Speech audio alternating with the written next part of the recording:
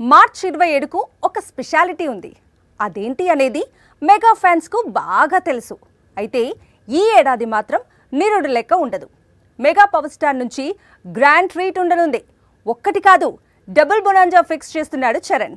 After 2 months mega ఫెస్టివల్స్కు fans ready అయిపోవచ్చు. అనుకోకుండా గేమ్ చేంజర్ లేట్ అయింది. కానీ ఆ తరువాత వచ్చే చిత్రాన్ని మాత్రం అస్సలు లేట్ చేయను అంటున్నాడు mega power star Ram Charan. March 27న చరణ్ బర్త్డే ఉంది. ఆ రోజున తన ఫ్యూచర్ ప్రాజెక్ట్స్ పై, రిలీజ్ డేట్స్ పై క్లారిటీ ఇవ్వనున్నాడు మెగా హీరో. మరో 2 నెలల తరువాత వచ్చే బర్త్డేకు మెగా ఫ్యాన్స్ కు పూనకాలు తెప్పించే విధంగా అనౌన్స్మెంట్ ఉండాలని ఫిక్స్ అయ్యాడు చరణ్.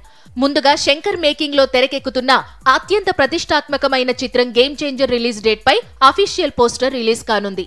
అన్నీ కుదిరితే గత ఏడాది రిలీజ్ చేస్తామని చెప్పిన ఫస్ట్ సింగిల్ ను కూడా ఇదే రోజున రిలీజ్ చేసినా ఆశ్చర్యం లేదు.